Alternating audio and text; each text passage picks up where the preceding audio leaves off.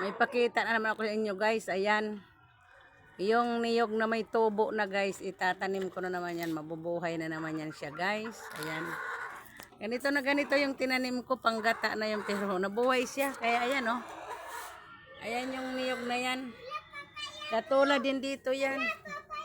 Oh, ang papaya, ang papaya. Ayan, ako na. Apo. Ayan. Ganito din na may ugat na kita pag may ugat. Madaling mabuhay pag may ugat na.